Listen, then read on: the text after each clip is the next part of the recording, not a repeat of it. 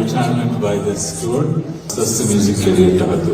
দীর্ঘ 2 যুগের বেশি সময় ধরে সঙ্গীত প্রেমীদের মুগ্ধ করে রেখেছেন সঙ্গীতশিল্পী তাহসান খান। 1998 সালে ব্যান্ড দল ব্ল্যাকের মাধ্যমে শুরু হয় তার সঙ্গীতের পথচলা। এরপর 2004 সালে প্রকাশিত কিছু কথা অ্যালবামের মধ্য দিয়ে তাহসান নিজস্ব ধারার গান গাওয়া শুরু করেন, পান ব্যাপক জনপ্রিয়তা। সেই তাহসান হঠাৎই গান ছাড়ার ঘোষণা দিলেন। গত 21 সেপ্টেম্বর অস্ট্রেলিয়ার মেলবোর্নে অনুষ্ঠিত এক কনসার্ট শুরুর আগে গান ছাড়ার ইঙ্গিত দেন সময়ের অন্যতম সেরা গায়ক তাহসান। সেই কনসার্টের এমন একটি ভিডিও সামাজিক যোগাযোগ মাধ্যমে ভাইরাল হয়।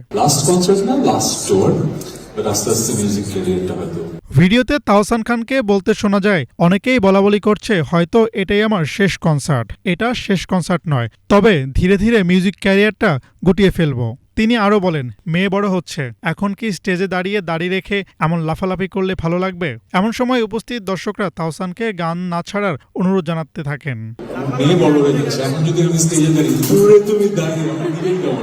তাহসান আরও জানান, তার সব সোশ্যাল মিডিয়া অ্যাকাউন্ট ডিঅ্যাক্টিভ করে দিয়েছেন। এরপর সামাজিক যোগাযোগ মাধ্যমে তাহসানের ফেসবুক ও ইনস্টাগ্রাম অ্যাকাউন্ট খুঁজে পাওয়া যায়নি। এদিকে তাহসানের গান ছাড়া ও সোশ্যাল মিডিয়া থেকে দূরে থাকার বিষয়ে জানতে তাকে কয়েকবার ফোন করা হলে কোনো উত্তর পাওয়া যায়নি। গানের পাশাপাশি অভিনেতা হিসেবেও ব্যাপক সমাদৃত ছিলেন তাহসান খান, কিন্তু বেশ কয়েক বছর হলো অভিনয়কে তিনি বিদায় জানিয়েছেন। এবার গান থেকেও বিদায় নেওয়ার ঘোষণা দিলেন সময়ের আলোচিত এই গায়ক। হাসনাত জুবায়ের, বিনোদন ডেস্ক, বাংলা ভিশন।